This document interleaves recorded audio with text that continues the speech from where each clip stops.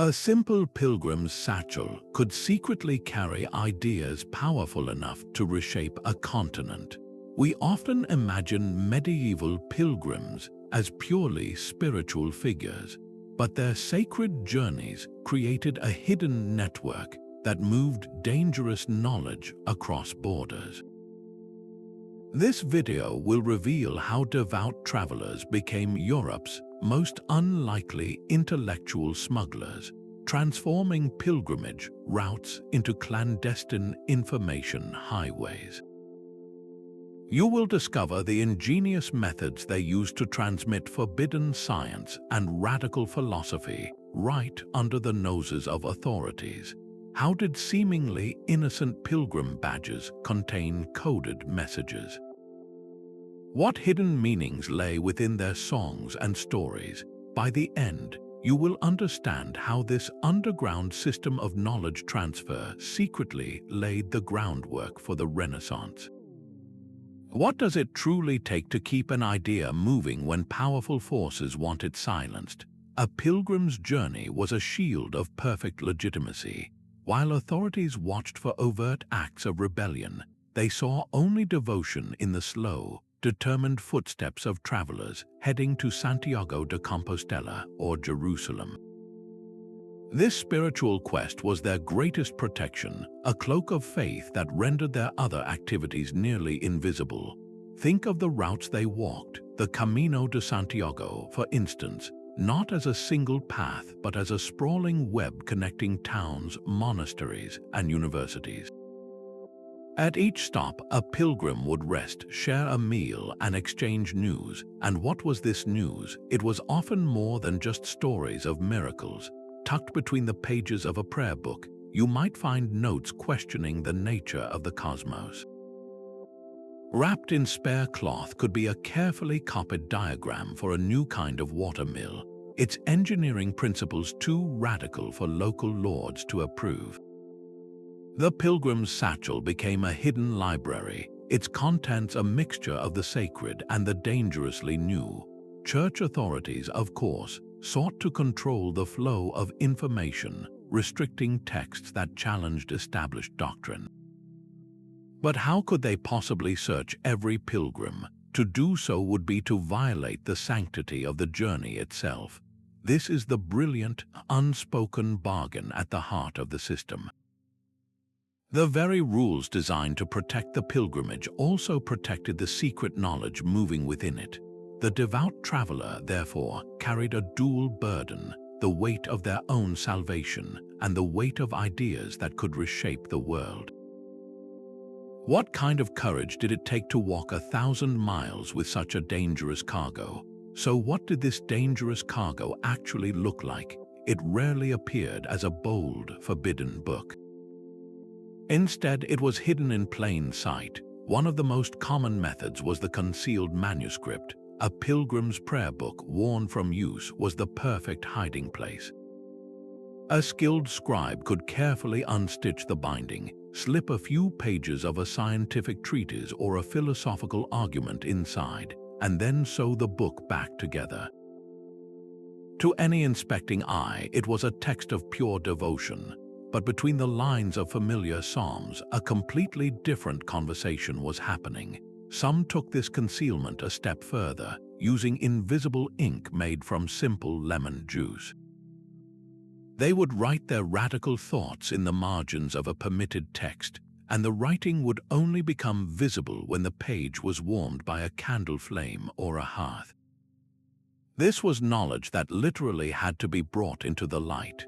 But the most ingenious system relied not on hidden pages, but on public symbols. Pilgrims collected badges from the shrines they visited, wearing them on their hats or cloaks as proof of their journey. These very badges became a secret language. A particular variation of the scallop shell from Santiago de Compostela, for instance, might not just signify a completed pilgrimage. To those in the know, its unique design could signal the bearer's understanding of Aristotelian logic, a body of work that was often controversial. A Jerusalem cross, crafted in a specific way, could indicate familiarity with Arabic mathematics, a field far more advanced than what was taught in most European schools at the time. This created a silent, efficient network of identification. A pilgrim arriving in a strange town could simply glance at the badges on another traveler's hat. The symbols spoke a quiet question: are you one of us? Do you carry the new ideas? This system allowed complete strangers to recognize each other, and once trust was established, begin an exchange of knowledge that would have been impossible in the open. They were using the very icons of their faith as a cover for spreading the seeds of change. How many revolutionary conversations began with nothing more than a nod of recognition and a shared glance at a simple metal pin? Yet this silent language of symbols was not the only method of secret communication. Perhaps the most resilient form of knowledge, smuggling, left no physical trace at all. It lived in the human voice, around the warm glow of a campfire, or within the echoing halls of a pilgrim hospice. Travelers would share stories and songs. These were not just for entertainment, they were sophisticated containers for dangerous ideas. A tale about a saint who miraculously bent light around a corner was not merely a miracle story. For those listening with the right key, it was a lesson in the principles of optical physics, disguised as divine wonder. A long ballad about a knight's quest to a mythical land could secretly map out a radical new political theory, framing arguments about governance and justice within a framework of chivalric adventure. This oral tradition was brilliantly effective for one simple reason: it left no evidence. You cannot confiscate a story. An inquisitor could search a pilgrim's satchel and find nothing but a prayer book, completely unaware that the most subversive text was memorized, living inside the pilgrim's own mind. The very structure of these tales and songs was designed for memory. Rhyme, rhythm, and a compelling narrative arc made complex information surprisingly durable. A philosophical concept set to a simple melody could be accurately carried for hundreds of miles and passed through dozens of people, each retelling preserving the core idea while the outer shell of the story remained an innocent folktale. This was a living, breathing network of knowledge, one that walked on two legs and spoke in the common tongue. The authorities could control parchment and ink, but they could not control the stories people told each other in the dark. How many revolutions began not with a printed pamphlet, but with a song hummed quietly along a dusty road? Those metal badges were more than just proof of a journey completed. They were subtle, intricate keys to a hidden world of ideas. While one pilgrim might see a beautifully crafted scallop shell, another, looking more closely, would perceive a complex geometric pattern woven into its design. This was not random decoration. These patterns could represent new mathematical theories from the Islamic world, concepts of algebra and trigonometry that were revolutionary for the time. The spiral of a shell might perfectly illustrate the Fibonacci sequence, a mathematical principle found throughout nature, yet its presence on a pilgrim's hat was a quiet signal of scientific literacy. Color, too, played a silent but crucial role. The specific combination of enamels used on a badge from Rome, for instance, could signal the wearer's philosophical stance on the nature of the soul, a debate that was raging in the universities. A badge from Canterbury might appear to depict a standard scene of St. Thomas Becket, but the arrangement of stars in the background could be a precise, miniature star chart, indicating the pilgrim's knowledge of astronomy. These were not mistakes or artistic flourishes, they were deliberate, coded messages. To the untrained eye of a guard or a local priest, they were simply devotional objects, mass-produced and utterly harmless. There was nothing to confiscate, nothing to even question. But for the pilgrim who knew what to look for, a single glance at a fellow traveler's cloak could answer the most important questions.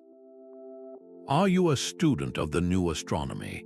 Do you understand the arguments of the ancient Greek philosophers that the Church has banned? This visual language allowed for an instant, silent recognition in a crowded marketplace or a busy monastery guesthouse. It was a security system built on public display, where the most dangerous secrets were hidden not in darkness, but in the plain, glittering light of day.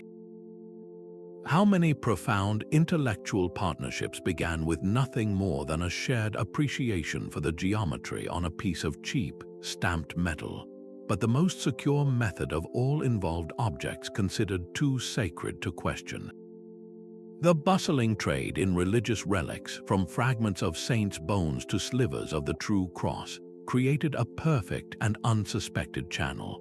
Pilgrims frequently acted as couriers for these holy items, transporting them between monasteries and wealthy patrons. Who would dare to thoroughly inspect a sealed reliquary holding the bone of a martyr?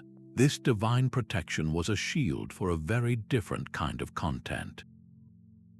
Inside these ornate containers, nestled beside a fragment of cloth or a sliver of wood, a pilgrim might hide a tightly rolled scroll. That scroll could contain detailed anatomical drawings based on dissections the Church forbade, or complex mathematical theorems translated from Arabic texts. The reverence for the object on the outside protected the radical ideas on the inside. Some travelers took this concealment to an even more ingenious level, modifying their own equipment. A pilgrim's walking staff, hollowed out with a secret compartment sealed with wax, could carry a small vellum sheet detailing a new astronomical model. A pilgrim's flask, designed to carry water or oil, might have a false bottom where one could hide notes on philosophy or medicine. The very tools of their journey became hiding places. This system was brilliantly effective because it exploited a fundamental social rule. To challenge the sanctity of a relic was to challenge the faith itself. Authorities would not risk the scandal of desecrating a holy object on the mere suspicion of heresy. So the most dangerous, secular knowledge traveled across kingdoms, not in dark alleys, but in the open, carried with reverence and protected by the very institution that might have sought to destroy it. The relics were real, the devotion was sincere, but the journey always served a dual purpose. How many breakthroughs in medicine or astronomy arrived at their destination not in a scholar's satchel, but tucked safely inside a saint's tomb? These quiet monasteries and hospices were far more than simple shelters. They formed a hidden network of intellectual safe houses, strung like secret pearls along the well-worn pilgrimage trails. While offering food, rest, and spiritual comfort to any weary traveler, some of these institutions held a deeper purpose. Their libraries, often celebrated for their pious works, also contained shelves of forbidden knowledge, carefully curated and kept from the eyes of the general public. A pilgrim arriving at the right monastery at the right time could find themselves in a late-night debate with a scholar monk about the motion of the planets, a topic that could easily draw accusations of heresy if discussed in the town square. These were places where the rules of the outside world softened, where the pursuit of knowledge, even dangerous knowledge, was given a temporary sanctuary. But how did a traveler know which door to knock on? The system relied on subtle public signals. A pilgrim would look for a specific mark carved discreetly into the stone archway of a monastery gate, perhaps a unique knotwork design that mimicked Celtic art but signified a welcome for free-thinking travelers. Or they might listen for the specific way a monk greeted them at the door, a coded phrase that tested their intellectual allegiance.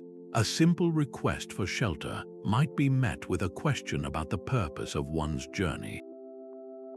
An answer about seeking truth in all its forms rather than just spiritual grace could be the key that unlocked the hidden library. Inside these safe houses, the real work of the pilgrimage happened. Travelers were allowed to read and even copy controversial manuscripts, adding new pages to their own concealed collections. They could share the ideas they had carried for hundreds of miles and gather new ones to take even farther. This chain of intellectual oases ensured that a radical thought born in Oxford could find a receptive audience in Bologna, its journey made possible by the silent cooperation of devout men in remote cloisters. They were the quiet guardians of a revolution, offering safety not just for the body but for the mind. What conversations echoed in those stone halls, conversations that would one day spill out and change the world. A pilgrim's journey was by its very nature a lesson in translation. These travelers did not just move between kingdoms, they moved between worlds of words, navigating the marketplaces of Constantinople in broken Greek, or seeking directions in the port cities of the Mediterranean with a handful of Arabic phrases. This practical need for communication became their most powerful intellectual tool. Mastering multiple languages was not an act of rebellion, but a necessity of the road, providing the perfect cover for something far more consequential. Pilgrims with a scholarly bent began to use their linguistic skills for a secret purpose, rendering forbidden knowledge into new tongues. At key crossroads along the major routes, informal translation stations quietly emerged. These were often in the back rooms of hospices or within tolerant monasteries, where a pilgrim carrying a precious Arabic text on medicine could meet with a scholar who understood the language. Together, they would work through the night, transforming the complex ideas into Latin, the language of European universities, or into vernacular French or Italian, the languages of the people. Think of the scene. A single candle illuminates a parchment covered in elegant Arabic script. A pilgrim, his clothes still dusty from the road, reads the words aloud, struggling with the unfamiliar sounds. A local monk, his own Latin grammar book spread across the table, listens intently, searching for the precise equivalent. They are not just translating words.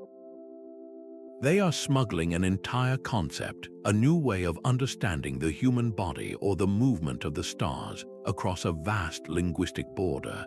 This is how the profound medical knowledge of Islamic Spain, with its advanced surgical techniques and anatomical understanding, began to seep into European thought. It is how the recovered works of Greek philosophers, preserved and commented on by Jewish scholars, found their way back into the mainstream. The pilgrim was the essential link, the mobile, legitimate courier who brought the raw material to the translator and then carried the finished product onward. Their spiritual quest gave them a reason to be multilingual, and their multilingualism gave them the power to reshape the intellectual landscape of a continent. What began as a simple question, "How do I ask for bread in a foreign land?" ended as a quiet revolution, transferring the wisdom of the world from one language to another, one step at a time. The very dust of the pilgrimage roads was mixed with gold. This sprawling spiritual network was also a vast, bustling economic engine, and the everyday business of travel created a perfect, unsuspected channel for moving ideas. Think of the money changers stationed at every major crossroads. A pilgrim from England, needing to convert his pounds into local currency for food and shelter, would hand his coins to a man behind a counter. But that transaction could be far more than it seemed. Tucked discreetly inside the folded leather of a purse, a pilgrim could pass a small, tightly rolled note. The money changer, a key node in a trusted commercial network, might then pass that note to a merchant heading in the right direction, who would carry it to the next city, where it would find its way to another scholar. The message itself might appear to be a simple receipt or a merchant's invoice, but to those who knew the code, its columns of numbers and lists of goods contained a radical philosophical argument or a new theory of physics. The established, legitimate pathways for moving money and goods became a ready-made, highly efficient postal service for forbidden knowledge. Manuscripts themselves, the most dangerous cargo, could be hidden in plain sight among trade goods. A merchant's wagon loaded with bolts of Flemish cloth or barrels of Italian wine might have a secret compartment built into its floor. Inside, protected from the elements and from prying eyes, lay copies of texts that would have been burned in the public square.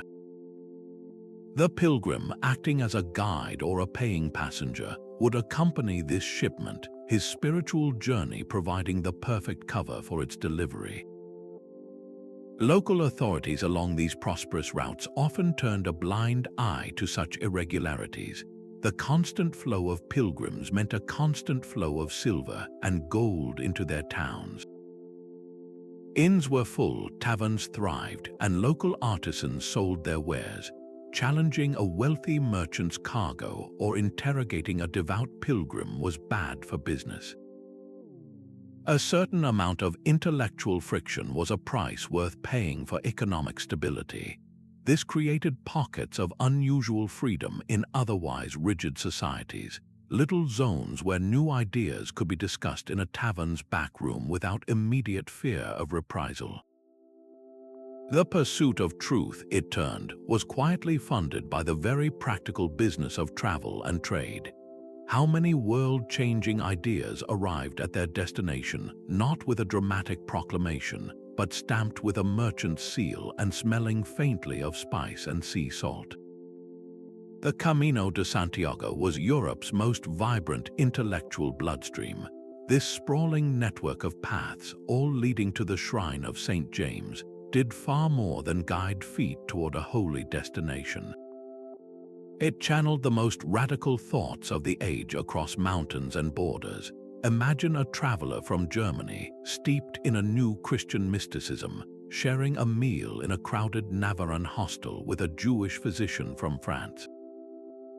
Their conversation, sparked by a simple question about the road ahead, could easily turn to the nature of the soul or the movement of the stars.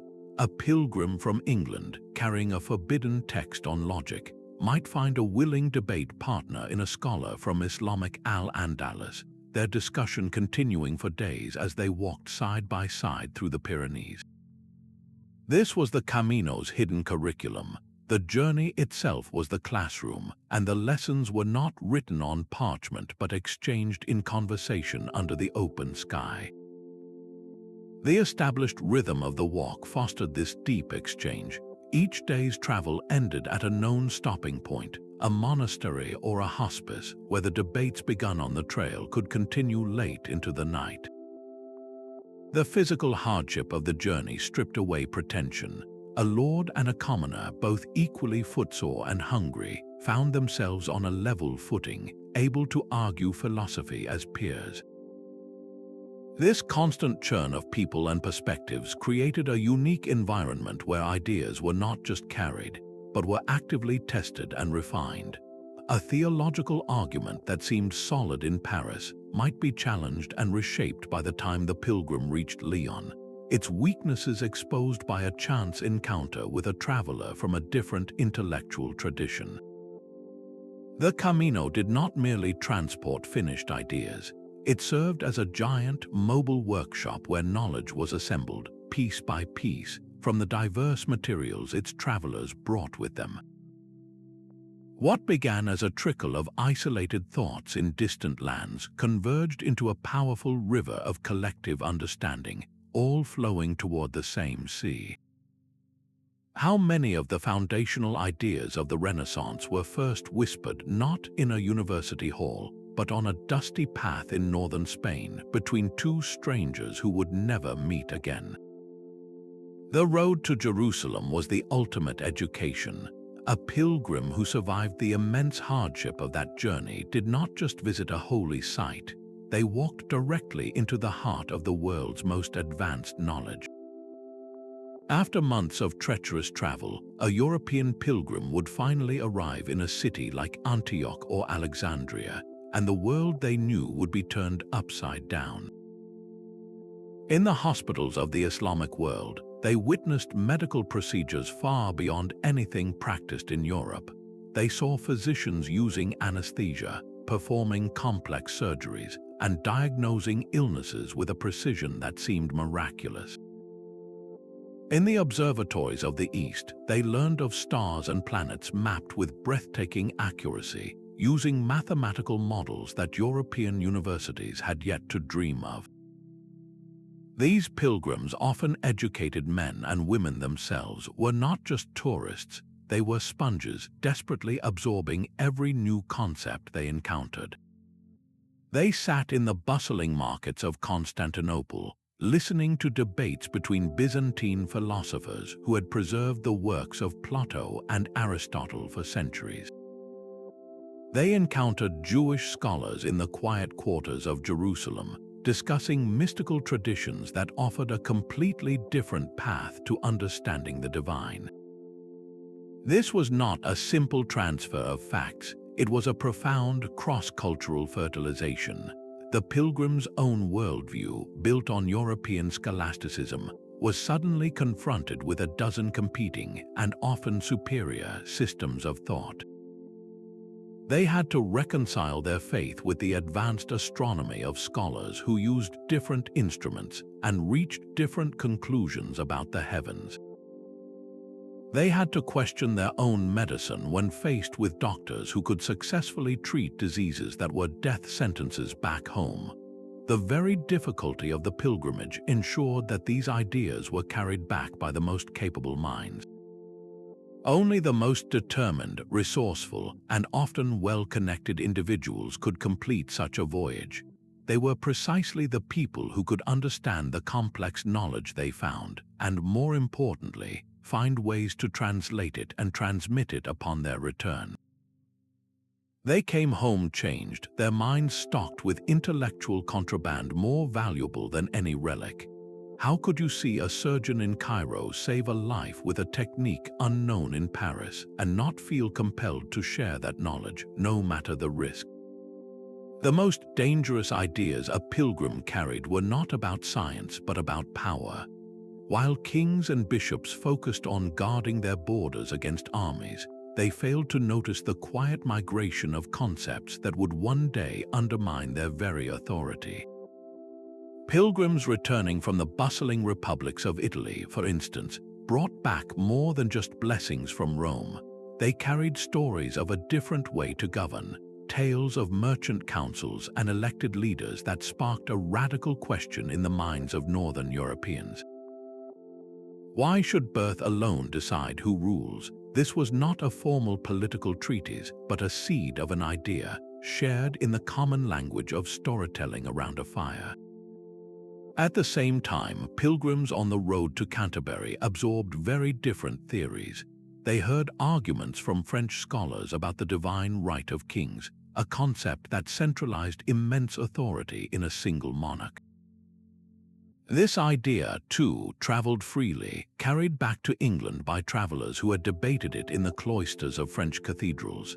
The pilgrimage routes became a chaotic, open forum where every possible model of governance was discussed, compared, and quietly judged by the people who would ultimately live under them. Long before a king could send his decrees to a distant province, the people there had already heard multiple, competing theories about where his power should rightfully come from and where it should end. This created a deep, intellectual unrest that no army could quell. The very roads built to reinforce faith were secretly paving the way for revolution. How do you control a population that has already imagined a world without you? A quiet scientific revolution was already underway in the pilgrim hostels of Europe, long before universities would ever acknowledge it. The most profound advancements did not arrive in the official correspondence of scholars, but in the worn notebooks of returning travelers. Consider the simple act of calculation. A European merchant trying to balance his books would struggle with the clumsy system of Roman numerals, his ledger a tangle of letters and complex addition. But a pilgrim who had traveled through Islamic Spain would have seen a different way, a system using just 10 symbols, including a revolutionary concept called zero. This was not just a new set of numbers, it was a new way of thinking about mathematics itself. These Arabic numerals, with their decimal place value, made complex division and multiplication accessible, calculations that were nearly impossible with the old system. Pilgrims who understood their power became secret teachers, demonstrating their use in marketplaces to trusted individuals, explaining how this new math could transform trade, architecture, and even the mapping of the stars. The same hidden channels carried medical knowledge that would save countless lives. A pilgrim returning from the Middle East might bring back a detailed memory of a hospital in Cairo, where physicians practiced triage, separating the sick by the severity of their illness, a concept unknown in Europe. They carried knowledge of specific herbs and their uses, learned from physicians who wrote detailed, illustrated texts on human anatomy based on direct observation, not ancient guesswork. This practical, proven knowledge was far more valuable than any relic. A pilgrim with some skill in healing could incorporate these new techniques as they traveled, treating fellow travelers with a poultice or a surgical stitch they had learned abroad. Their success became the best advertisement for the new science, creating a grassroots demand for knowledge that the established medical schools could not ignore. Even the stars were remapped by these unofficial scholars. The complex astronomical tables used in the Islamic world, which predicted planetary movements and eclipses with stunning accuracy, began to appear in the margins of European pilgrimage diaries. A monk in a French monastery, himself a returned pilgrim, might quietly compare these new tables with the old, flawed models he had been taught. He would see the superior predictive power of the new calculations, a quiet but devastating blow to the old worldview. This was knowledge with immediate, practical use for the journey itself. Improved understanding of the stars meant better navigation, and pilgrims carrying this celestial knowledge could guide their groups more reliably, their practical success masking a deep cosmological shift. The foundations of the scientific revolution were not laid in a single dramatic moment, but were built grain by grain, idea by idea, in the conversations of travelers who walked 1,000 miles to seek truth and ended up bringing a new world back with them. The most dangerous cargo a pilgrim could carry was not a scientific text, but a new interpretation of God. While the Church maintained its authority through a unified Latin liturgy and a controlled priesthood, the pilgrimage routes were quietly undermining this very structure. They became superhighways for theological dissent, carrying ideas about faith that challenged the foundations of medieval orthodoxy. A pilgrim walking from Lyon to Rome might start his journey believing one thing about the sacraments, but after weeks of conversation with fellow travelers from different regions, he could arrive with his beliefs completely transformed. The emphasis of the pilgrimage itself, this deeply personal, direct encounter with the divine, naturally raised a powerful question. If I can seek God on my own 2 feet, do I truly need a vast institution to mediate every aspect of my salvation? This question, whispered along 1,000 miles of road, was more subversive than any hidden manuscript. Movements like the Waldensians, who advocated for poverty and the right to preach in the common language, found their perfect recruitment ground in the pilgrim hostels. A follower could pose as a simple traveler, sharing a simple meal with a stranger. Their conversation would begin with the hardships of the road, but then turn to the scriptures. They would argue that the gospel called for a life of apostolic poverty, directly challenging the immense wealth and political power of the established church. Because these ideas were spread person to person, in vernacular French or Italian rather than formal Latin, they resonated deeply with lay people who had never before been invited into such theological discussions. By the time a local bishop heard rumors of these dangerous teachings, they had already taken root in his own diocese, carried there by a visitor who had since moved on. The case of the Cathars in southern France shows how effectively these networks could operate. Their dualist beliefs, which saw the material world as corrupt and the spiritual world as pure, spread like wildfire along the trade and pilgrimage routes connecting the Mediterranean to northern Europe. A Cathar perfectus or holy person could travel with a group of pilgrims, their true identity concealed. At night, away from prying ears, they would teach their doctrines to small, receptive groups. The constant flow of people made it nearly impossible for authorities to track the source of the heresy or to contain it. An idea born in the Balkans could thus find a passionate following in the Languedoc, its journey masked by the sacred traffic of thousands of devout souls. The roads built to reinforce faith were secretly carving channels for its reformation. How do you silence a heresy when its messengers are indistinguishable from the most pious of your flock? The rigid social hierarchy of medieval Europe dissolved on the pilgrimage road. A duke, his fine clothes coated in the same dust as a common farmer, found himself sharing a waterskin and conversation. This unprecedented social leveling was the engine of a different kind of exchange. While kings and bishops debated high theology in isolated castles, a more practical revolution was happening in the crowded pilgrim hostels. Each traveler carried a unique library of lived experience. A blacksmith from Germany might describe a new method for tempering steel that produced a sharper, more durable blade. A farmer from Flanders could explain a revolutionary 3-field crop rotation system that kept his land fertile year after year. This was not knowledge written in books. It was wisdom etched into their hands and memories, and on the road it became a shared resource. The merchant, accustomed to moving goods, now found himself moving ideas.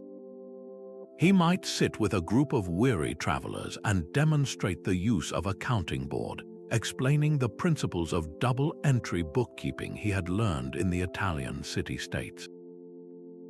For a peasant who managed a lord's estate, this was a revelation, a new way to track resources and prevent exploitation. The cleric, trained in Latin and logic, could listen to a midwife's extensive, practical knowledge of herbs and childbirth, knowledge the university physicians dismissed as superstition. He might then help her systematize that knowledge, writing it down in a coded form she could use to teach others. This cross-pollination of practical intelligence was as transformative as any smuggled philosophical text. The pilgrimage created a temporary meritocracy of the mind, where the value of an idea was judged by its utility, not the social rank of the person who offered it. How many innovations in farming, crafting, and commerce spread across the continent not through royal decree, but because a farmer and a merchant walked together for a week and simply talked about their work. The silent curriculum of the road finally reached the lecture halls. The radical ideas that pilgrims had carried for generations, concealed in their satchels and their stories, began to seep into the very heart of medieval academia. University scholars, often pilgrims themselves, recognized the profound value in these smuggled texts. A professor of medicine at the University of Salerno, for instance, might have returned from a journey to the Holy Land with more than just a palm frond. His personal notes, filled with observations from hospitals in Antioch or Alexandria, would challenge the Galenic theories that had dominated European medicine for centuries. Suddenly, a classroom lecture on human anatomy was no longer based solely on ancient texts, but on direct, empirical knowledge that had entered the continent through the back door of pilgrimage.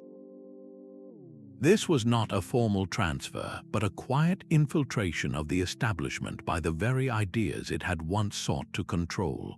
Look at the University of Bologna, famous for its legal studies.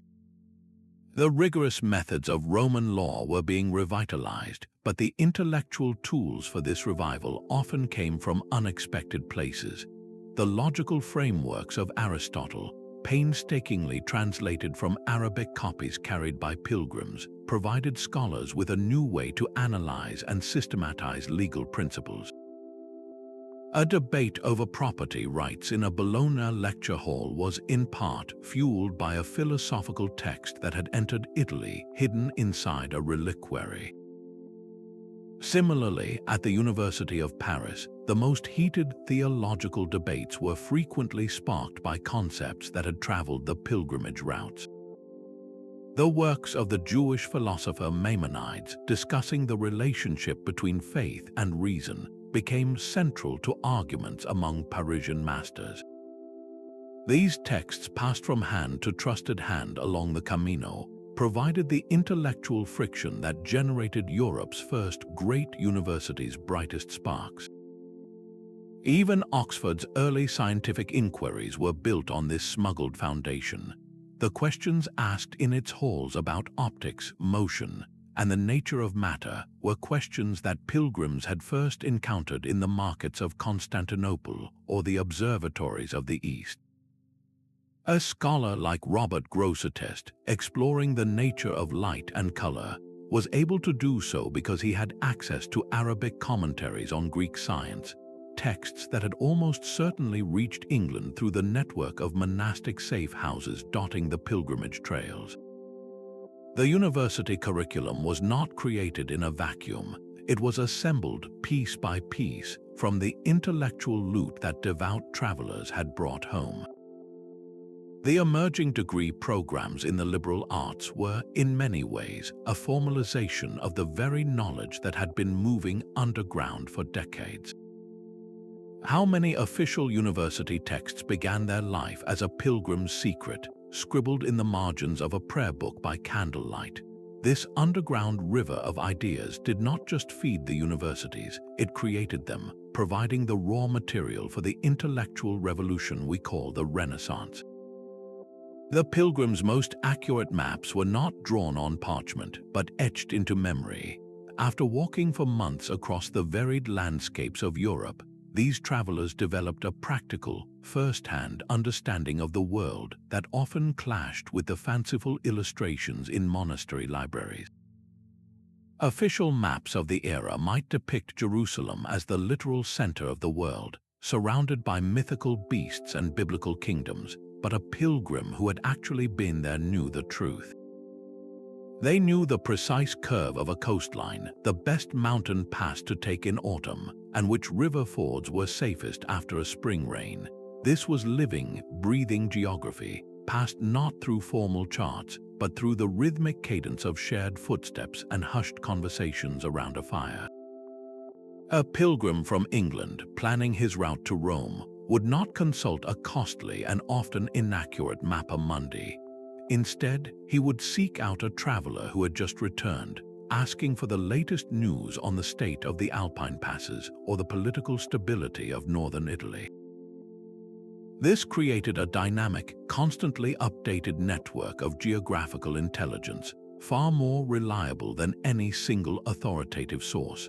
The knowledge they carried quietly dismantled theological fictions.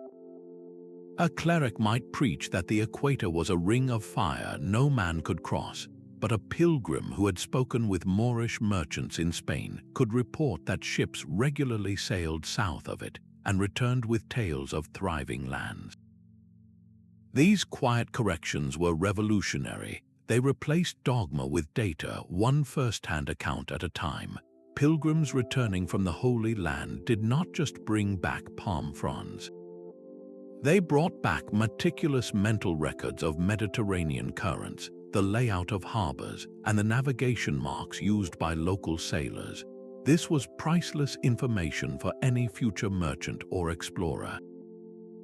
Similarly, those who journeyed to the remote shrine of St. Olaf in Norway absorbed the intricate lore of northern seafaring. They learned to read the subtle signs of the sea, the patterns of migrating birds that indicated land, and the different qualities of wave that hinted at a nearby, uncharted island. This collective wisdom, pooled from thousands of individual journeys, gradually assembled a more complete and accurate picture of the world. It was a collaborative project spanning generations, where every traveler was both a student and a teacher of the Earth's true shape. The age of exploration was not born in a prince's court with a blank map, but on the pilgrim trails, with every footsore traveler adding one more truthful line to the collective understanding of the continent. How many great voyages of discovery were first charted in the quiet stories of a devout wanderer? A pilgrim's blister could be a gateway to a new kind of healing. On the long road where every traveler faced sickness and injury, the exchange of medical knowledge was not just an intellectual exercise, it was a matter of survival. A weary walker from France suffering from a festering wound might find it cleaned and dressed with a honey poultice by a German companion, a technique common in northern monasteries but unknown in his own village. In return, the French traveler might share a secret for treating dysentery with a specific boiled bark, a remedy his family had used for generations. These practical exchanges happened constantly, creating a vast, decentralized network of folk medicine that flowed directly into the heart of communities, bypassing the distant and often inaccessible university-trained physicians. The most profound learning, however, happened at the destination shrines themselves. A pilgrim arriving at the great Benedictine monastery of Monte Cassino in Italy, for instance, would not only pray for healing but could also receive treatment from monks who blended prayers with sophisticated herbal lore gathered from travelers for centuries. These monastic infirmaries became living libraries of global medicine, where a treatment for fever might combine a local Italian herb with a preparation described by a pilgrim who had seen it used in a Syrian hospital. This constant influx of first-hand experience from across the known world transformed these religious houses into some of the most advanced medical centers of their time. The most famous example is the medical school at Salerno, which flourished precisely because it sat at a crossroads of pilgrimage and trade. Its renowned masters were not isolated scholars. They were avid students of the practical knowledge carried by every passing traveler. A crusader returning from the Holy Land might describe a sophisticated Arabic technique for cataract surgery he witnessed. A Jewish pilgrim from Cairo could explain a revolutionary method for diagnosing illness by feeling a patient's pulse, a practice far more nuanced than anything taught in Europe. The scholars of Salerno listened, absorbed, and integrated these disparate threads into a cohesive medical curriculum. They did not simply copy this knowledge, they synthesized it, creating new texts that blended Greek theory, Arabic innovation, and practical European folk wisdom. A Salernitan treatise on women's health, for instance, might cite the ancient authority of Galen, but its most effective remedies were likely learned from midwives and healers whose wisdom had traveled to Italy on the lips of pilgrims. This was medicine for the world, assembled by the world, one shared story at a time. How many lives were saved across Europe because two strangers, bound by a common journey, stopped to compare the contents of their medicine pouches? The world of medieval art and literature was quietly remade by the ideas pilgrims carried. A storyteller in a French tavern, spinning a tale of courtly love, might not have known that the very structure of his poem, with its intricate rhyme scheme and themes of unattainable desire, had traveled north from the troubadours of Provence, carried along the busy routes to Santiago de Compostela. These poetic forms, born in one culture, found new life and new audiences hundreds of miles away, all because a traveler memorized a few beautiful lines and recited them at his next stop.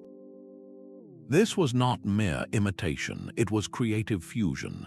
The most famous literary work of the era, Geoffrey Chaucer's Canterbury Tales, is a perfect example of this intellectual alchemy. The entire framework, a group of diverse pilgrims telling stories to pass the time on a journey, is a mirror of the pilgrimage experience itself. But the tales they tell are a patchwork of influences gathered from across Europe. The bawdy humor of the Miller's Tale has roots in French fabliaux, while the philosophical depth of the Knight's Tale echoes Italian romance. Chaucer, who himself traveled extensively on diplomatic missions, was like a literary pilgrim, collecting narrative styles and perspectives from the international crossroads he visited and weaving them into a distinctly English masterpiece. He did not need to smuggle physical books. He absorbed the stories that were already circulating freely in the intellectual air of the pilgrim hostels and merchant inns. His work stands as a monument to the cultural exchange that the roads made possible. The vibrant pages of illuminated manuscripts also bear the marks of this hidden trade. A monk in an English scriptorium, meticulously illustrating a Bible, might decide to frame a sacred scene with an intricate, interlacing geometric border. This design, with its complex repeating patterns and mathematical precision, did not come from his own tradition. It was a style he learned from a pilgrim who had seen similar art in Islamic Spain, where the depiction of living figures was often avoided in favor of such abstract, beautiful ornamentation. These patterns, once seen as foreign, became absorbed into the visual language of Christian devotion.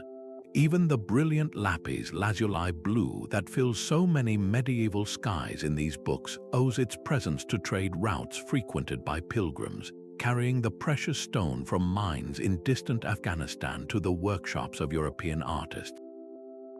The very colors on the page testified to a connected world. This cross-pollination reshaped the stones of Europe itself. A master builder returning from a pilgrimage to Jerusalem would bring back more than just spiritual fulfillment. He carried in his mind the memory of a domed chapel or a specific type of rounded arch he had seen in the Byzantine East. When commissioned to construct a new church back home, he would incorporate these elements, blending them with the local Romanesque style. The result was a hybrid architecture, a physical testament to the journey.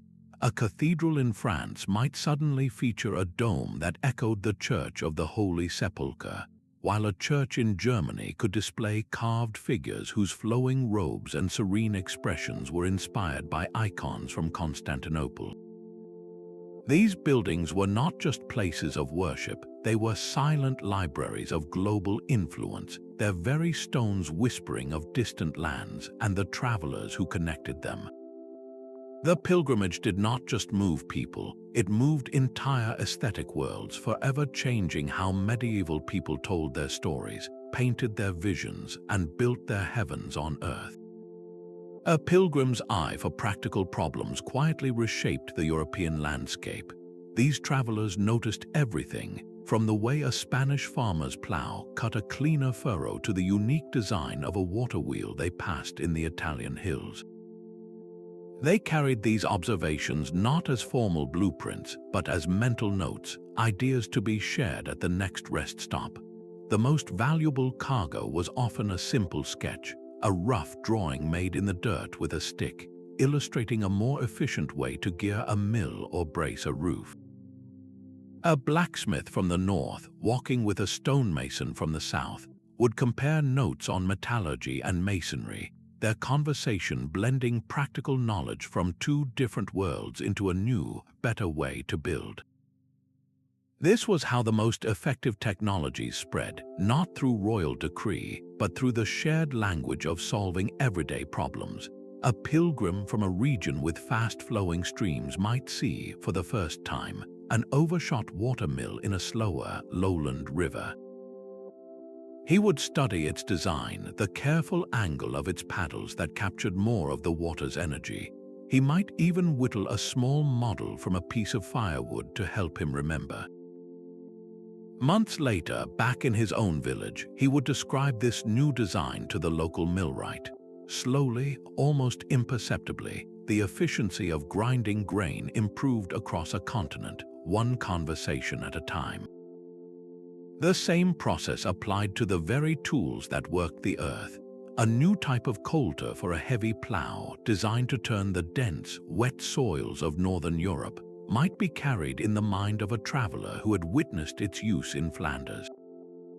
He would explain its shape and heft to his village blacksmith, and within a season, the local fields would be yielding more. These were not dramatic, headline-grabbing inventions, but they were the quiet innovations that made communities more resilient, more productive, and more connected to a wider world of knowledge. The pilgrimage routes became living corridors of advancement, where the best ideas from 100 different regions could meet, merge, and improve the lives of everyone along the path. How many thriving towns owe their prosperity not to a famous battle, but to a forgotten traveler who stopped to share a better way to channel a stream? These intellectual smugglers shared a distinct and daring state of mind. They were not simply devout, they were insatiably curious, driven by a profound need to understand the world in all its complexity. While most pilgrims traveled to affirm their faith, this particular kind of traveler embarked on a journey to question it, to test its boundaries against the reality of foreign lands and unfamiliar faces. Their primary motivation was not rebellion, but a deeper, more authentic form of spiritual seeking. They believed that truth, wherever it was found, ultimately led back to the divine. This conviction gave them the courage to carry ideas that others deemed dangerous. The journey itself was a powerful catalyst for this transformation. A pilgrim raised in a secluded French village, taught one version of history and one model of the cosmos, would arrive in a place like Constantinople and find his entire worldview shaken. He would see scholars of different faiths debating medicine in a public square. He would witness architectural marvels built on mathematical principles his own teachers had never mentioned. This experience created a powerful cognitive dissonance, a mental discomfort that arises when deeply held beliefs clash with undeniable new evidence. For the conventional pilgrim, this dissonance might be resolved by dismissing the foreign ways as pagan errors, but for the knowledge smuggler, it ignited an insatiable curiosity. The old answers were no longer sufficient. They began actively seeking out alternative perspectives, not to damn them, but to understand them. This psychological openness was their most valuable asset. It made them ideal conduits for new ideas because they were not just carrying information, they were internalizing it. They were willing to listen to a Jewish physician explain human anatomy, or to a Muslim astronomer describe the movements of the planets, and truly consider that these outsiders might be correct. This was not a simple transfer of data from one location to another. It was a personal, intellectual metamorphosis. The pilgrim who returned home was not the same person who had left. Their mental framework had been dismantled and reassembled, now containing room for philosophies and sciences that had once seemed heretical. They became living bridges between isolated worlds of thought, their own transformed minds the greatest testament to the power of the ideas they carried. What kind of person looks at the foundation of their entire reality and decides to rebuild it with stones gathered from 1,000 miles away? Church authorities walked a dangerous tightrope with the knowledge pilgrims carried. They publicly condemned any idea that smelled of heresy, yet in private, many bishops and abbots understood the immense value flowing along their own sacred roads. This was not a simple conflict between faith and reason, but a delicate balancing act. A monastery might officially burn a text arguing against transubstantiation, while its very same monks quietly copied a medical treatise from the same source, praising its insights into human anatomy. The Church, in its immense complexity, was both the primary censor and, paradoxically, one of the greatest patrons of this intellectual exchange. Monastic orders like the Benedictines became masters of this selective curation. Their libraries were not just vaults of approved theology, they were living centers of information processing. A monk tasked with welcoming pilgrims would listen intently to their stories, separating the useful from the unorthodox. A traveler's detailed account of a new water-lifting device seen in the East would be carefully recorded in the house's chronicles. His description of a strange surgical procedure would be noted and later tested in the monastic infirmary. But if that same traveler began to question the nature of the Holy Trinity, the conversation would be swiftly steered back to safer ground, and a report might be sent to a higher authority. This created a semi-official channel for knowledge. A pilgrim arriving at a great abbey like Cluny knew he could share certain types of information without fear. He could describe advanced agricultural techniques from Italy or new architectural principles from the Holy Land, and the monks would not just listen, they would engage, debate, and ultimately file that knowledge away for future use. This ambivalent stance created pockets of unusual intellectual freedom. A bishop might knowingly allow a scholar pilgrim to reside in his diocese, turning a blind eye to the man's private library of Arabic astronomy texts because his predictions for eclipses were proving remarkably accurate, a practical benefit that outweighed doctrinal unease. The Church needed accurate calendars for its feast days, after all, and if pagan mathematics could help establish the correct date for Easter, then perhaps a compromise could be reached. This was the unspoken bargain that allowed progress to seep through the cracks of orthodoxy. How many cathedrals were built taller and stronger because an architect pilgrim shared designs he learned from a Muslim master builder, with the local bishop offering a quiet blessing for the project? The very institution that built walls to contain thought was also, unintentionally, laying the foundations for the library that would one day overflow them. A woman's sewing basket could hide more than just thread and needles. While their journeys were often framed in purely devotional terms, female pilgrims became some of the most effective agents in this clandestine network of ideas. The very perceptions that limited them in daily life became their greatest strategic advantages. Their assumed spiritual innocence and immersion in domestic life rendered them virtually invisible to the authorities who monitored the roads. A man engaged in deep conversation with a foreign scholar might attract attention, but a group of women mending clothes by a fireside, their talk punctuated by the soft pull of thread, could discuss the most radical theological concepts without raising an eyebrow. Their conversations were dismissed as gossip, their gatherings as harmless socializing. This was a profound miscalculation by the powers of the age. A noblewoman traveling with her retinue could conceal a slender, forbidden manuscript within a locked sewing box, a place no male guard would think to inspect. The complex embroidery patterns they traded and copied could themselves act as a quiet language. A particular stitching style, a unique arrangement of colors in a floral motif, might signal a shared belief in a controversial spiritual idea or indicate a safe house for those fleeing persecution. Their work, so easily overlooked, was a perfect medium for coded communication.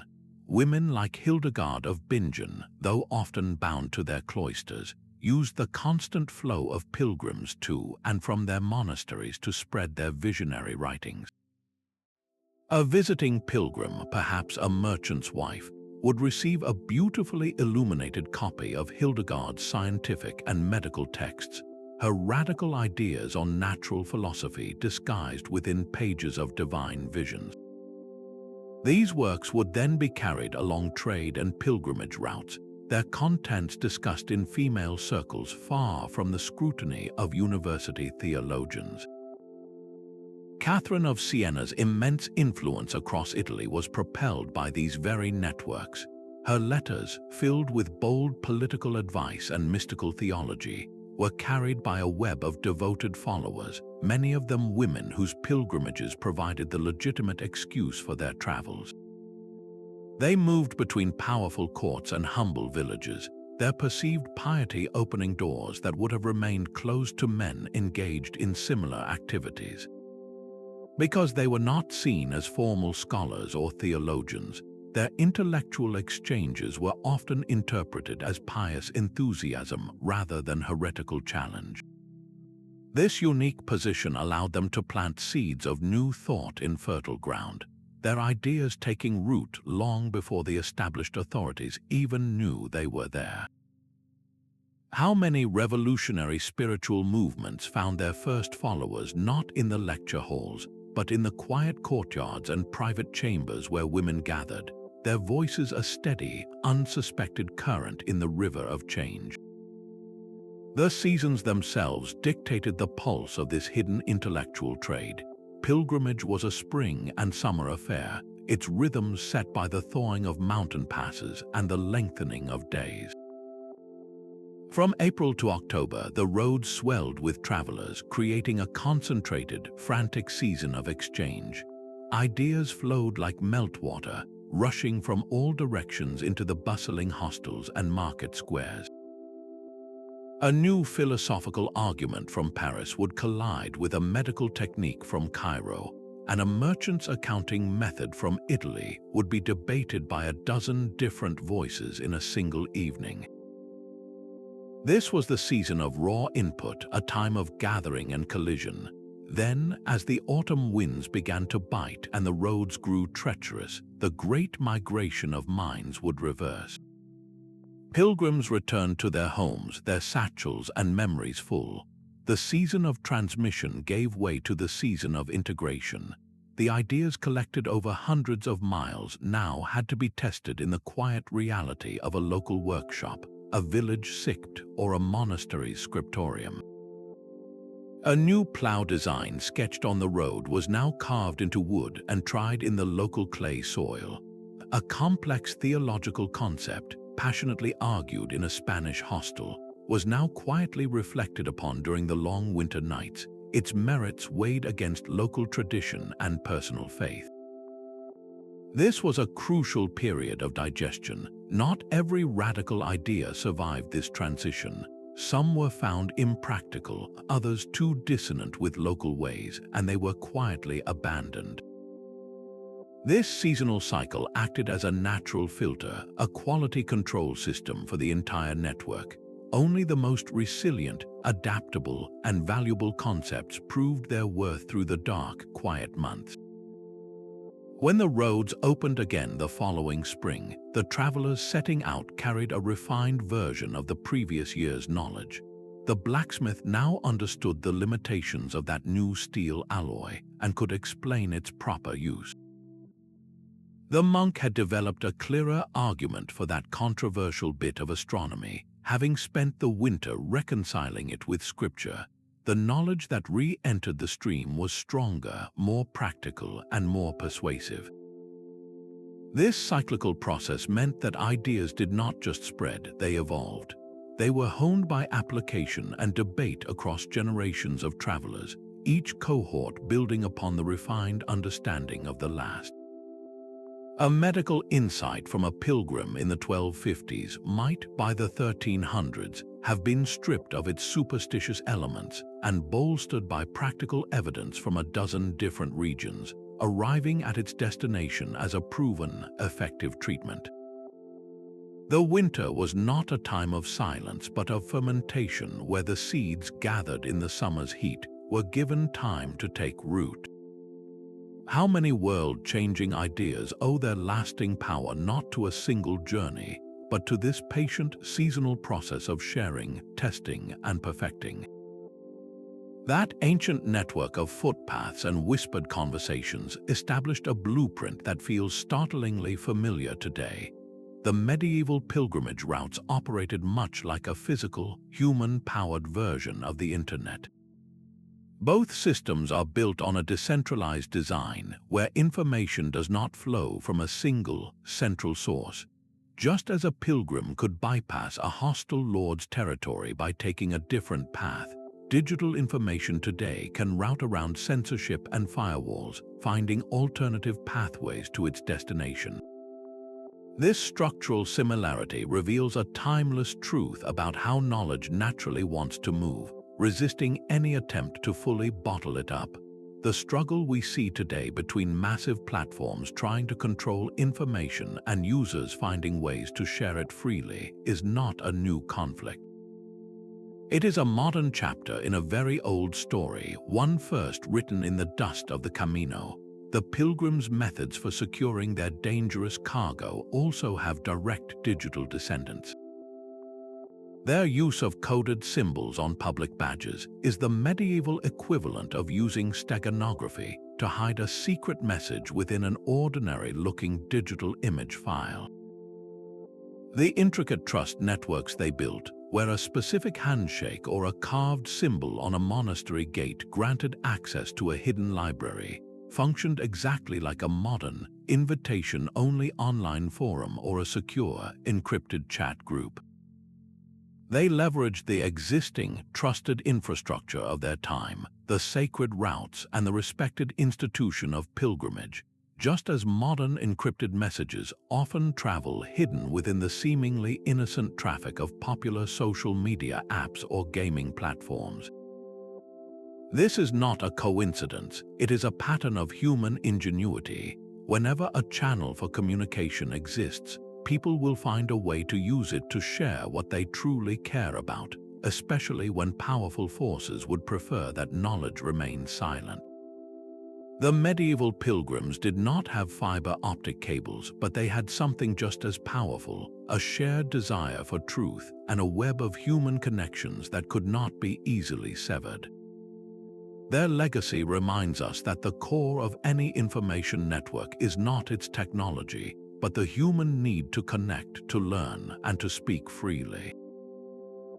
How many of our own digital conversations are simply the latest footsteps on a path that is 1,000